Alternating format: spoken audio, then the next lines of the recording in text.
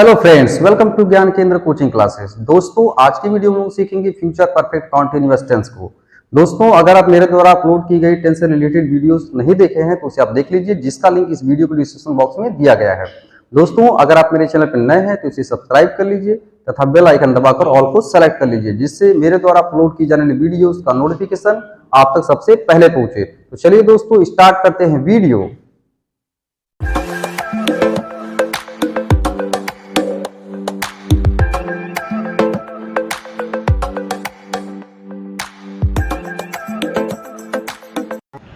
तो चलिए दोस्तों, हम लोग देखते हैं फ्यूचर परफेक्ट कॉन्टिन्यूअस टेंस की पहचान क्या होती है।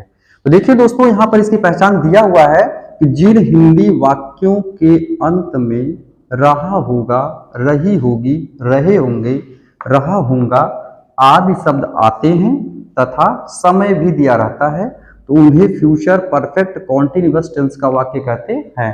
तो दोस्तों देखिए, यहाँ पर लास्ट में आपको क्या देखना, वाक्य के रहा होगा, रही होगी, रहे होंगे, रहा होगा। इसके साथ में एक चीज का और आपको ध्यान रखना है कि अगर सेंटेंस में समय दिया है, समय, देखिए ये इंपॉर्टेंट पॉइंट है, अगर समय दिया है तभी उसको हम क्या बोलेंगे, फ्यूचर परफेक्ट कॉन्टिन्यूअस टेंस का वाक्य बोलेंगे, नहीं तो future perfect tense continuous tense का वाक्य नहीं होगा। तो दोस्तों, इसकी यह पहचान है कि सेंटेंस के लास्ट में रहा होगा, रही होगी, रहे होंगे, रहा होगा और सेंटेंस में आपको समय भी दिया रहेगा। दोस्तों, इसकी यह पहचान है। जैसे कि यहाँ पर देखिए कुछ एग्जाम्पल दिए गए हैं। जैसे पहला एग्जाम्पल लिखा है कि वह 2 घंटे से स्कूल जा रही होगी, तो लास्ट में देखिए क्या लिखा है, रही होगी, और यहाँ पर समय क्या दिया है, 2 घंटे से। तो देखिए क्या है, फ्यूचर परफेक्ट कॉन्टिन्यूअस टेंस का वाक्य है। अगला सेंटेंस लिखा है कि मैं सुबह से गणित पढ़ा रहा हूंगा, तो यहाँ पर भी देखिए है रहा हूंगा और यहाँ पर समय क्या दिया है, सुबह से। ये हमारा क्या है, फ्यूचर परफेक्ट कॉन्टिन्यूअस टेंस का वाक्य है। तो दोस्तों, अब इसकी देखेंगे हम लोग हेल्पिंग वर्ब क्या होती है। तो देखिए यहाँ पर हेल्पिंग वर्ब लिखा है, इसकी है विल हैव बीन और दूसरी इसकी है शैल हैव बीन।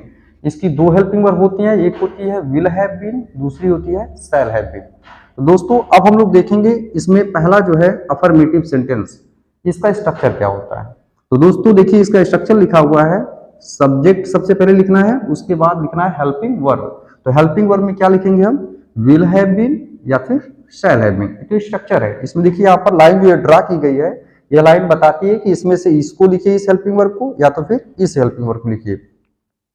उसके बाद जो है कि वर्ब की 4th फॉर्म लगाना है। वर्ब की 4th फॉर्म का मतलब होता है आईएनजी फॉर्म, जिसपे आईएनजी लगा रहता है। उसके बाद फिर क्या लिखना है, ऑब्जेक्ट लिखना है, फिर रिमेनिंग वर्ड्स लिखना है, उसके बाद सिंस या फिर फॉर, इन दोनों में से कोई एक यूज करेंगे, और लास्ट में क्या लिखेंगे, टाइम। तो दोस्तों यहाँ पर इंपॉर्टेंट पॉइंट क्या है, लास्ट में आपको टाइम लिखना है। तो चलिए दोस्तों, ट्रांसलेट करते हैं दोनों सेंटेंसेस को। तो देखिए पहला सेंटेंस यहाँ दिया गया है कि वह 2 घंटे से स्कूल जा रही होगी। तो देखिए दोस्तों, इसका ट्रांसलेशन हो जाएगा, she will have been, she will have been going to school for 2 hours, तो देखिए दोस्तों, इस तरीके से बन गया। अगला सेंटेंस आपका है कि मैं सुबह से गणित पढ़ा रहा हूंगा। तो इसका दोस्तों देखिए हो जाएगा, I shall have been teaching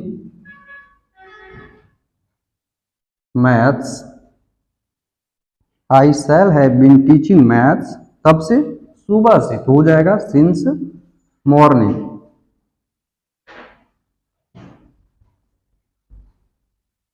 ये देखिए होगा दोस्तों। तो दोस्तों देखिए, इसको हमने इस तरह से बना लिया, लेकिन दोस्तों इसके कुछ नोट्स पॉइंट होते हैं जिसको आपको जानना जरूरी है। जब आप उन नोट्स पॉइंट को सीख लेंगे तो आपको पता चल जाएगा कब हम सिंस लगाएंगे और कब फॉर लगाएंगे। दूसरी चीज कि हेल्पिंग वर्ब कब विल हैव बीन का यूज होगा और कब शैल हैव बीन का यूज होगा। तो चलिए दोस्तों, हम लोग देखते हैं इसके नोट्स पॉइंट को। चलिए दोस्तों, देखते हैं इसके हम नोट्स पॉइंट को। तो देखिए, इसकी नोट्स पॉइंट यहाँ दी गई है फ्यूचर परफेक्ट कॉन्टिन्यूअस टेंस की। पहले नोट पॉइंट में लिखा हुआ है कि केवल आई तथा वी के साथ helping verb shall have been का यूज करते हैं।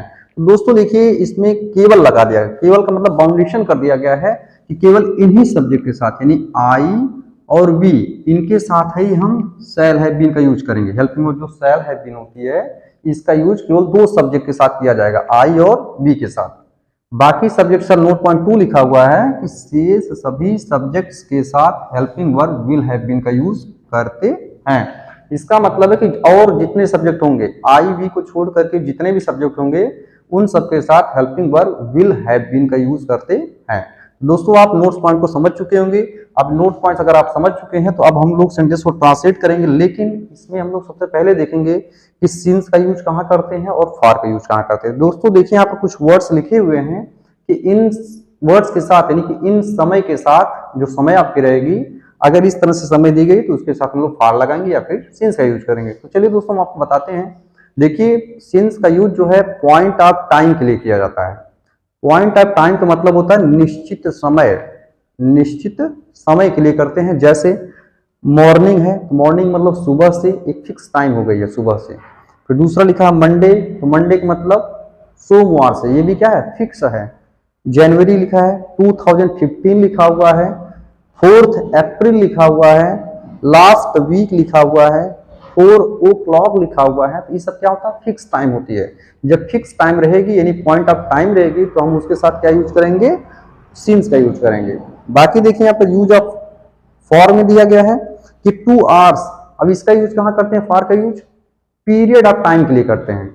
पीरियड ऑफ टाइम के लिए यूज करते हैं हम लोग फॉर का यूज। जैसे 2 hours, 2 hours का मतलब पीरियड बता रहा है कि 1 hour एंड 1 hour मिलकर कितना होता है 2 hour। एक पीरियड बता रहा है जिसकी वजह से क्या लगाएंगे हम लोग, यहाँ पर हम लोग फॉर का यूज करेंगे। उसी तरह से देखिए यहाँ पर 4 days लिखा हुआ है, अगला लिखा है 2 months लिखा हुआ है, फिर लिखा अ लॉन्ग टाइम। ध्यान दीजिए दोस्तों ये भी अ लॉन्ग टाइम के साथ भी हम लोग फॉर का यूज करते हैं। मेनी डेज लिखा है तो इसके साथ भी हम लोग फॉर का ही यूज करते हैं। तो दोस्तों इन टाइम के हिसाब से अब आप समझ चुके होंगे कि इसके साथ हम क्या लगाएंगे। दोस्तों एक बार और बता दूं आपको कि सिंस का यूज हम लोग पॉइंट ऑफ टाइम के लिए करते हैं और फॉर का यूज हम लोग पीरियड ऑफ टाइम के लिए करते हैं। चलिए दोस्तों इस सेंटेंसेस को हम ट्रांसलेट करके देखेंगे और सीखेंगे। तो देखिए यहाँ पर पहला सेंटेंस दिया गया है कि तुम सुबह से खाना खा रहे होगे। तुम सुबह से खाना खा रहे होगे। तो दोस्तों देखिए इसका हो जाएगा यू और हेल्पिंग वर्ब कौन से लगाएंगे हम लोग, विल हैव बीन का यूज करेंगे। क्यों, क्योंकि यहाँ पर बताया गया कि आई और बी के साथ ही हम शैल हैव बीन का यूज करते हैं, बाकी सबके साथ विल हैव बीन का यूज किया जाता है। देखिए हो जाएगा you will have been, will have been eating, verb की फोर्थ फॉर्म लगाएंगे ईटिंग हो जाएगा। फिर उसके बाद क्या फूड, ईटिंग फूड। अब देखिए बात यहाँ पर आई कि यहाँ पर हम सुबह से लिखा हुआ तो यहाँ पर हम क्या यूज करेंगे, सिंस का यूज करेंगे, क्योंकि ये क्या है पॉइंट ऑफ टाइम को डिनोट कर रहा है। यहाँ पर हो जाएगा सिंस मॉर्निंग। तो देखिए दोस्तों इस तरीके से बन गया कि तुम सुबह से खाना खा रहे होगे का होगा सेंटेंस में इंग्लिश में translation you will have been eating food since morning. दोस्तों अगला सेंटेंस दिया है कि दिव्यांशु 2 घंटे से नाच रहा होगा। इसका हो जाएगा Divyanshu.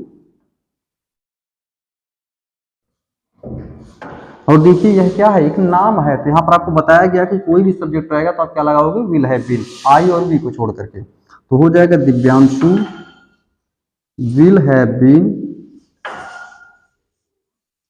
Been dancing. Divyanshu will have been dancing. अब 2 घंटे से लिखा है तो क्या पीरियड ऑफ टाइम बता रहा है आपको, पीरियड ऑफ टाइम बता रहा है 2 घंटे का मतलब 1 hour एंड 1 hour। तो क्या आपको पीरियड बता रहा है तो हम क्या लगाएंगे, फॉर का यूज करेंगे, फॉर 2 hours। अगला सेंटेंस लिखा है कि हम 4 बजे से क्रिकेट खेल रहे होंगे। इसका हो जाएगा वी। अब यहां देखिए हम शैल हैव बीन का यूज करेंगे, शैल हैव बीन। क्यों, क्योंकि आपको यहाँ ऊपर नोट में बताया गया कि आई और बी के साथ शैल का यूज करते हैं। तो हो जाएगा वी शैल हैव बीन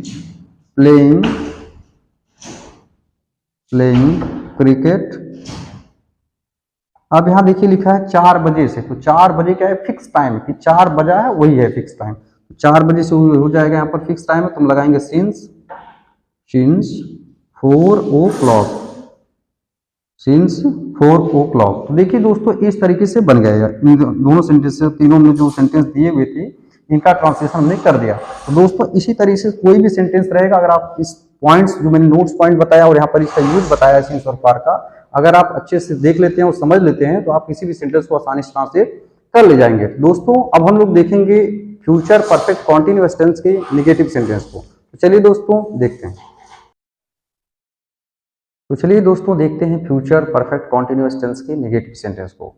तो देखिए दोस्तों, नेगेटिव सेंटेंस का स्ट्रक्चर यहाँ दिया हुआ है। सबसे पहले सब्जेक्ट लिखना है, फिर विल या शैल लिखना है, फिर नॉट लगाना है, उसके बाद हैव बीन लिखना है, फिर वर्ब की फोर्थ फॉर्म लगाना है, फिर ऑब्जेक्ट, उसके बाद रिमेनिंग वर्ड्स, फिर सिंस या फॉर, और लास्ट में क्या लिखेंगे, टाइम लिखेंगे। तो दोस्तों नेगेटिव सेंटेंस को ट्रांसलेट करने के लिए कुछ रूल्स हैं, उस रूल्स को हम पहले समझते हैं। तो देखिए दोस्तों, जब भी नेगेटिव सेंटेंस दिया रहेगा तो उसको जब ट्रांसलेट हम करेंगे तो सबसे पहले क्या लिखेंगे, सब्जेक्ट लिखेंगे। सब्जेक्ट लिखने के बाद हम लिखते हैं हेल्पिंग वर्ब। तो दोस्तों ध्यान रखना है, हेल्पिंग वर्ब तो लिखेंगे ही, उसके बाद क्या लगाते हैं, नॉट लगाते हैं। यही इसका रूल है कि सबसे पहले सब्जेक्ट लिखेंगे, उसके बाद हेल्पिंग वर्ब लिखेंगे और उसके तुरंत बाद क्या लिखेंगे, नॉट लिखेंगे। लेकिन दोस्तों ध्यान इस बात का रखना है कि अगर हेल्पिंग वर्ब 2 शब्द या 3 शब्द की होती है तो नॉट का यूज केवल पहले शब्द के बाद करते हैं। नॉट का यूज पहले शब्द के तुरंत बाद किया जाता है, बाकी शब्दों को नॉट के बाद लिखा जाता है। दोस्तों यही इसका मेन पॉइंट है, इसको समझ लीजिए। चलिए जैसे यहाँ पर देखिए हेल्पिंग वर्ब कितने शब्द के, इसमें देखिए हेल्पिंग वर्ब 1 2 3 शब्द की है। तो हम क्या करेंगे, नॉट का यूज कहाँ करेंगे, पहले शब्द के तुरंत बाद करेंगे। जैसा कि देखिए यहाँ पर नॉट का यूज कहाँ किया जाएगा, यहाँ बीच में किया जाएगा, और इसमें भी कहाँ करेंगे, यहाँ पर करेंगे। तो दोस्तों यही मेन पॉइंट इसकी है कि अगर हेल्पिंग वर्ब 2 शब्द या 3 शब्द की होती है तो नॉट का यूज पहले शब्द के तुरंत बाद करते हैं, बाकी शब्दों को नॉट के बाद लिखते हैं। अब इस रूल के अकॉर्डिंग दोस्तों हम लोग इसको ट्रांसलेट करेंगे। तो देखिए लिखा है पहला सेंटेंस कि वे 5 जनवरी से मेरे कोचिंग में नहीं पढ़ रहे होंगे। तो इसका हो जाएगा दे विल। अब देखिए मैंने पहला वर्ड लिखा, विल हैव बीन इसकी हेल्पिंग वर्ब है, तो हमने पहला शब्द लिखा और पहले शब्द के तुरंत बाद क्या करेंगे, हम नॉट लगाएंगे। तो दे विल नॉट, और फिर क्या लिखें, बाकी शब्दों को नॉट के बाद लिखते हैं, तो हो जाएगा have been. They will not have been, पढ़ रहे होंगे, तो हो जाएगा वर्ब की फोर्थ फॉर्म लगाएंगे हम, तो हो जाएगा studying. They will not have been studying in my coaching, in my coaching. अब क्या लिखा हुआ है, 5 जनवरी से, तो 5 जनवरी क्या है, एक पॉइंट को दर्शा रहा है, पॉइंट ऑफ टाइम को बता रहा है, तो हम क्या यूज करेंगे, सिंस का यूज करेंगे। सिंस 5th जनवरी, सिंस 5th जनवरी। दोस्तों इस तरीके से देखिए हम लोगों ने बना लिया। इसी तरीके से अब आप भी मेरे साथ बनाइए इन सेंटेंसेस को। जैसा कि अगला सेंटेंस यहाँ पर दिया है कि अनुज सुबह से दूध नहीं पी रहा होगा। तो देखिए क्या हो जाएगा, अनुज, उसके बाद क्या लगाएंगे, विल का यूज करेंगे, विल, और विल के तुरंत बाद क्या लगाएंगे, नॉट लगाएंगे, तो हो जाएगा अनुज विल नॉट, फिर have been drinking, have been drinking the milk.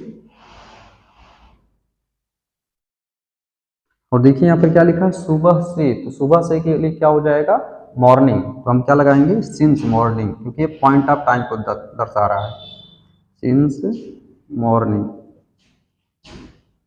तो देखिए दोस्तों यह बन गया। अगला देखिए सेंटेंस लिखा है कि तुम 2 महीनों से स्कूल नहीं जा रहे होगे। तो इसका हो जाएगा यू, फिर क्या लगाएंगे, विल लगाएंगे हम, और उसके तुरंत बाद क्या लगाएंगे, नॉट, फिर हैव बीन,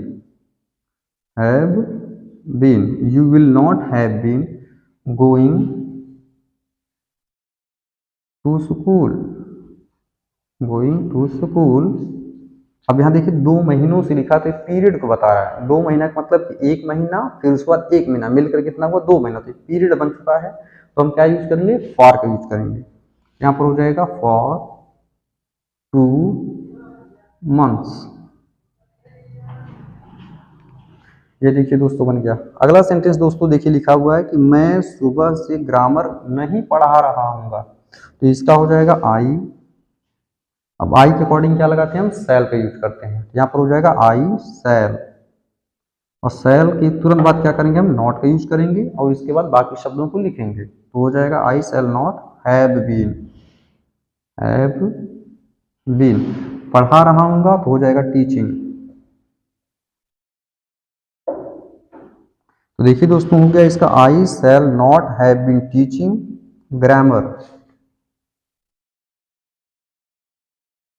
ग्रामर। और समय क्या दिया, सुबह से, तो सुबह से के लिए क्या हो जाएगा, सिंस मॉर्निंग।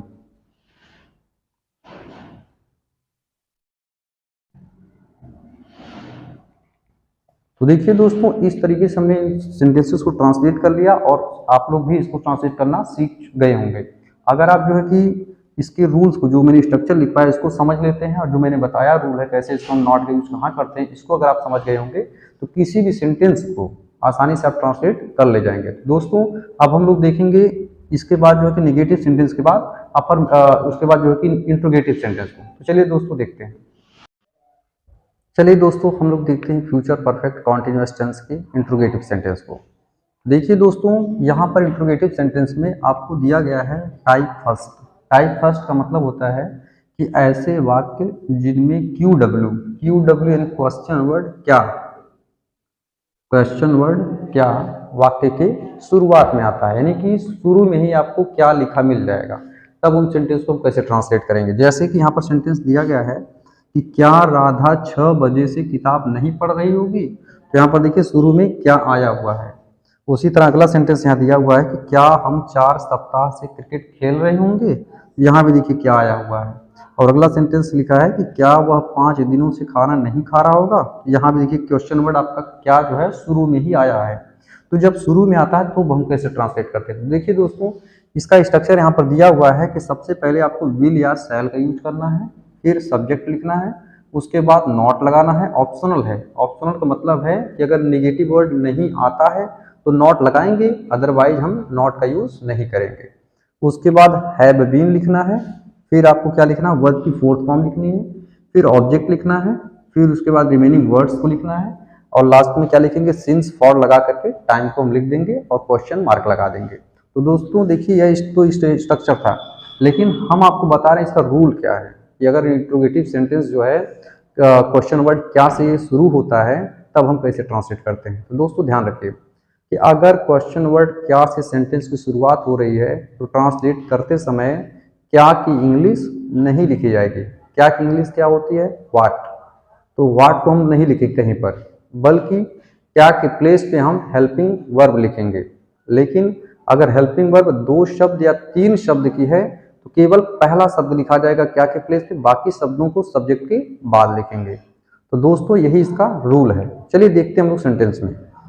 तो देखिए पहला सेंटेंस जैसे लिखा है, क्या राधा 6 बजे से किताब नहीं पढ़ रही होगी। तो देखिए यहाँ पर क्या आया हुआ है, तो क्या की इंग्लिश नहीं लिखेंगे, बल्कि इसके प्लेस पे क्या लिखेंगे, हेल्पिंग वर्ब लिखेंगे। तो हेल्पिंग वर्ब देखिए 2 शब्द या 3 शब्द की अगर होती है तो केवल पहले शब्द को लिखते हैं। तो राधा लिखा नाम है, तो नाम के अकॉर्डिंग क्या लगेगा, हम विल का यूज करेंगे। तो यहाँ पर क्या लिखेंगे, विल, विल। उसके बाद क्या लिखा जाएगा, सब्जेक्ट लिखेंगे तो हो जाएगा राधा। उसके बाद देखिए अगर निगेटिव वर्ड नॉट नहीं आता है, जैसे निगेटिव वर्ड नहीं है, अगर ये आता है तो हम नॉट लगाते हैं, तो इसके बाद क्या लगाएंगे, नॉट, क्योंकि स्ट्रक्चर में आपके दिया हुआ है। यहाँ देखिए उसके बाद क्या लिखना है, हैव बीन लिखना है। फिर क्या लिखेंगे, वर्ब की फोर्थ फॉर्म लिखेंगे, तो पढ़ रही होगी तो हो जाएगा रीडिंग, रीडिंग, रीडिंग बुक। कब से पढ़ रहे, समय क्या दिया है, 6 बजे से, तो यहाँ पर हो जाएगा पॉइंट ऑफ टाइम को दिखा रहा, तो हो जाएगा सिंस 6 o'clock, और यहाँ क्वेश्चन मार्क। तो देखिए दोस्तों इसका बन गया, will Radha not have been reading book since 6 o'clock। क्या राधा 6 बजे से किताब नहीं पढ़ रही होगी। चलिए दोस्तों हम अगले सेंटेंस को देखते हैं। अगला सेंटेंस दिया हुआ है कि क्या हम 4 सप्ताह से क्रिकेट खेल रहे होंगे। तो यहाँ पर देखिए क्या के प्लेस पे क्या लिखेंगे, हेल्पिंग वर्ब, लेकिन हेल्पिंग वर्ब का केवल पहला शब्द लिखा जाएगा। हम है तो हम के अकॉर्डिंग क्या लगाएंगे, हम शैल का यूज करेंगे, हो जाएगा शैल, फिर वी। अब देखिए यहाँ पर हम नॉट का यूज नहीं करेंगे क्योंकि निगेटिव वर्ड नहीं नहीं आया है तो नॉट नहीं लगाया जाएगा। उसके बाद क्या लिखेंगे, have been, shall we have been. उसके बाद वर्ब की फोर्थ फॉर्म तो हो जाएगा प्लेइंग, फिर ऑब्जेक्ट लिखना है तो क्रिकेट हो जाएगा। उसके बाद जो है समय कब से दिया है, 4 सप्ताह, तो 4 सप्ताह क्या पीरियड ऑफ टाइम को बता रहा है तो हम क्या यूज करेंगे, फॉर को यूज करेंगे। यहाँ हो जाएगा for 4 weeks, 4 weeks question mark. देखिए दोस्तों इस सेंटेंस का क्या हम 4 सप्ताह से क्रिकेट खेल रहे होंगे, इसका बना translation shall we have been playing cricket for 4 weeks. ठीक है दोस्तों, अब अगला सेंटेंस दिया गया है कि क्या वह 5 दिनों से खाना नहीं खा रहा होगा, तो इसका हम बनाएंगे तो इसका हो जाएगा विल ही, उसके बाद निगेटिव वर्ड आया तो नॉट लगाएंगे, will he not have been eating food. अब कब से दे रहा समय इसमें, 5 दिनों से, तो इसमें हो जाएगा फॉर 5 डेज। तो देखिए दोस्तों इसका हो गया will he not have been eating food for 5 days, क्या वह 5 दिनों से खाना नहीं खा रहा होगा। तो दोस्तों इस तरीके से हम लोगों ने जो है कि इस टेंस के इंट्रोगेटिव सेंटेंस के टाइप फर्स्ट को ट्रांसलेट करना सीख लिया। दोस्तों अब हम लोग सीखेंगे इंट्रोगेटिव सेंटेंस के टाइप सेकंड को, जिसमें क्वेश्चन वर्ड जो है वाक्य के बीच में आता है। तो चलिए दोस्तों देखते हैं।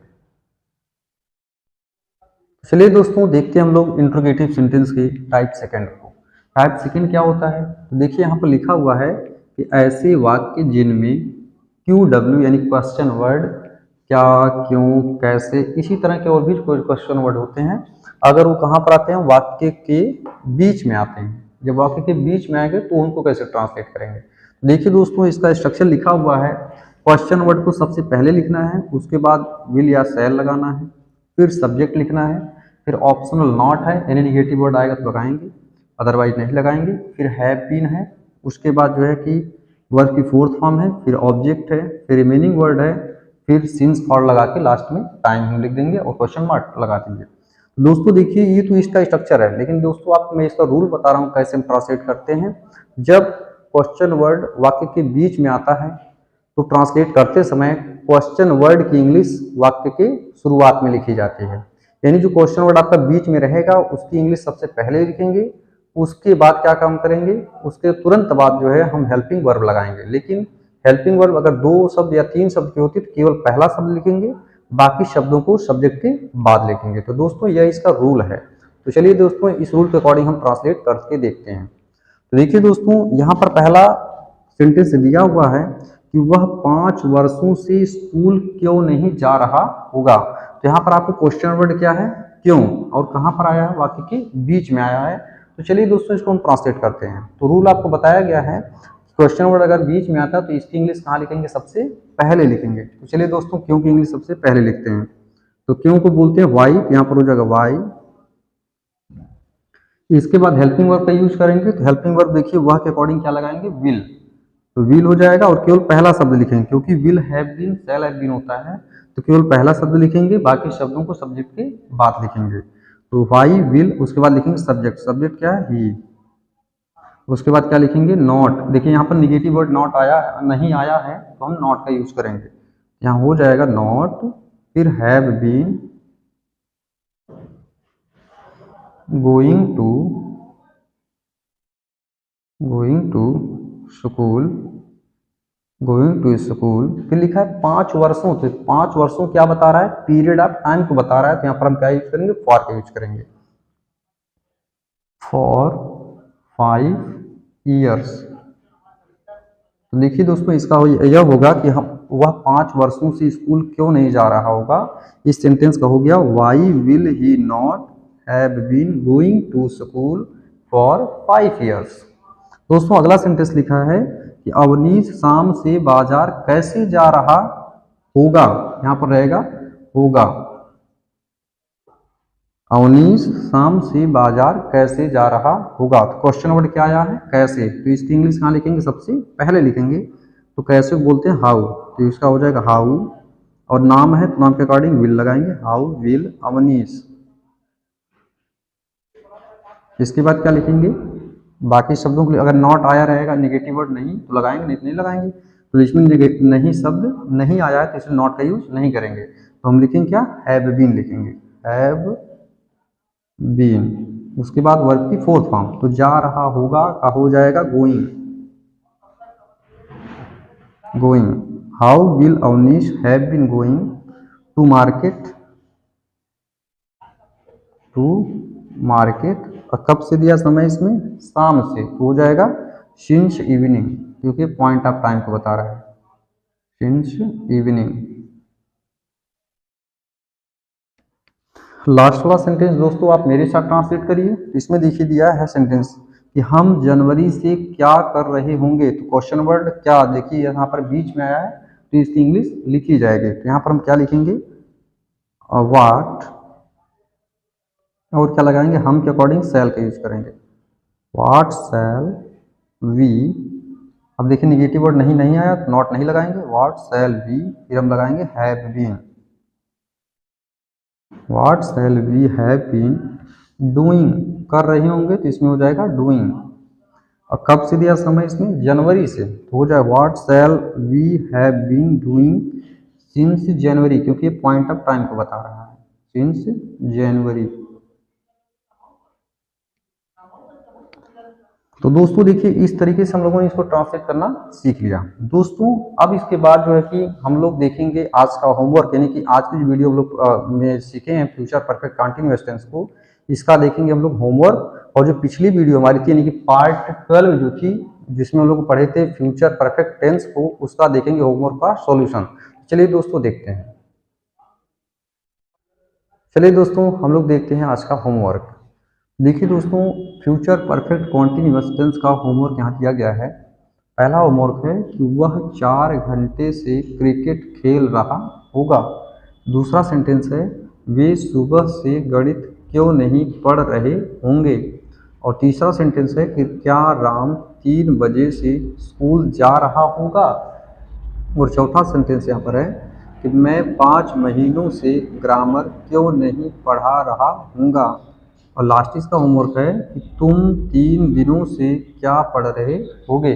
तो दोस्तों देखिए ये आपका फ्यूचर परफेक्ट कॉन्टिन्यूअस टेंस का यानी कि आज की वीडियो का क्या है, होमवर्क है। अब हम लोग देखेंगे यहाँ पर जो कि पिछले वीडियो यानी कि फ्यूचर परफेक्ट टेंस जो पार्ट 12 थी, इसका यहाँ पर जो सेंटेंस दिए गए थे इनका हम देखेंगे सॉल्यूशन। तो चलिए दोस्तों पहले सेंटेंस को ट्रांसलेट करते हैं। तो पहला सेंटेंस यहाँ दिया गया है कि उसने पत्र क्यों नहीं लिखा होगा। तो उसने के लिए हम क्या लगाएंगे, ही या सी लगाएंगे, ही या सॉरी। तो देखिए दोस्तों यहाँ पर क्वेश्चन वर्ड बीच में आया हुआ है, तो क्वेश्चन वर्ड की इंग्लिश कहाँ लिखते हैं हम लोग, सबसे पहले लिखते हैं। तो यहाँ पर ही सी न लिख करके हम लोग क्वेश्चन वर्ड की इंग्लिश लिखेंगे। तो क्यों की इंग्लिश क्या होगी, वाई, वाई। और इसके तुरंत बाद क्या लगाते हैं, हेल्पिंग वर्ब। तो वाई, उसके बाद क्या हो जाएगा, विल, वाई विल। उसके बाद क्या लिखेंगे हम लोग, सब्जेक्ट, सब्जेक्ट क्या हो जाएगा, ही या सी, वाई विल ही सी। उसके बाद क्या लगाएंगे हम लोग, देखिए नॉट अगर आया, हाँ नेगेटिव वर्ड है तो हम लोग नॉट का यूज करेंगे, यहाँ हो जाएगा नॉट, फिर have, why will he she not have. Verb की थर्ड फॉर्म अब लिखा जाएगा, वर्ब की थर्ड फॉर्म हो जाएगी रिटन, रिटन और लेटर। देखिए दोस्तों ये सेंटेंस यानी कि उसने पत्र क्यों नहीं लिखा होगा, इसका ट्रांसलेशन हो चुका है why will he she not have written a letter. दोस्तों दूसरा सेंटेंस देखिए यहाँ पर दिया हुआ है कि क्या वे बाजार नहीं गए होंगे। तो यहाँ पर क्वेश्चन वर्ड यानी क्या से स्टार्टिंग हो रही है, तो क्वेश्चन वर्ड क्या की इंग्लिश नहीं लिखेंगे बल्कि इसके प्लेस पे हेल्पिंग वर्ब लिखेंगे, लेकिन हेल्पिंग वर्ब का केवल पहला शब्द लिखेंगे। तो यहाँ पर क्या हो जाएगा, विल दे। फिर यहाँ पर निगेटिव वर्ड नॉट आया है, नहीं आया तो नॉट लगाएंगे, विल दे नॉट हैव। फिर उसके बाद जो है कि वर्ब की थर्ड फॉर्म, तो गए होंगे तो इसका हो जाएगा गॉन। उसके बाद जो है कि बाजार लिखा है, gone to market, gone to market. दोस्तों अब अगला सेंटेंस लिखा हुआ है कि राम कोचिंग जा चुका होगा। तो ये देखिए आपका कैसा सेंटेंस है, अफर्मेटिव सेंटेंस है, तो इसको ट्रांसलेट करेंगे, Ram will have, Ram will have gone to coaching,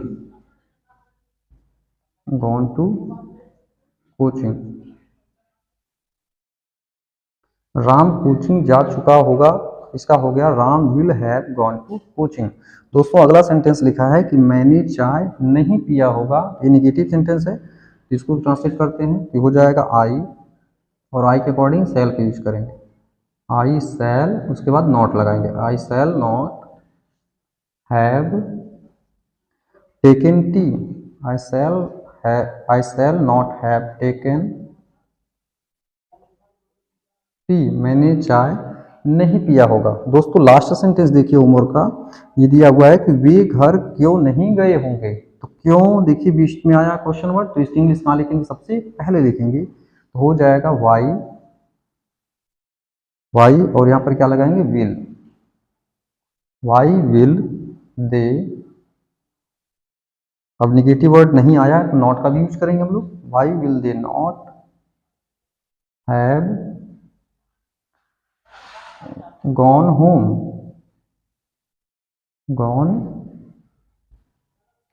देखिए दोस्तों इस सेंटेंस का बना कि वे घर क्यों नहीं गए होंगे, इसका हो गया translation why will they not have gone home. तो देखिए दोस्तों इस तरीके से हम लोगों ने सॉल्यूशन देख लिया, और जो यहाँ पर आपको होमवर्क दिया गया है इस वीडियो का, यानी कि फ्यूचर परफेक्ट कंटीन्यूअस टेंस का होमवर्क दिया गया है, इसका सॉल्यूशन जो है कि हम लोग नेक्स्ट वीडियो में देखेंगे।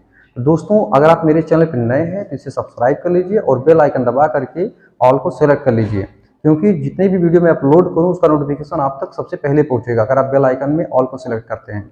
दोस्तों अगर आप जो कि वीडियो अच्छी लग रही है आपको तो इसको लाइक कर दीजिएगा और अपने दोस्तों में भी शेयर करिए, जिससे वो लोग भी इससे क्या हो, इससे लाभ उठाएं, इससे सीख सकें, मतलब टेंस क्या होता है, कैसे ट्रांसलेट करते हैं। दोस्तों इसके बाद हम लोग जो सीरीज स्टार्ट करने वाले हैं active voice and passive voice की, तो दोस्तों चैनल को सब्सक्राइब कर लीजिएगा, क्योंकि जो सीरीज आएगी उसका नोटिफिकेशन आप तक पहुँच जाए। धन्यवाद दोस्तों।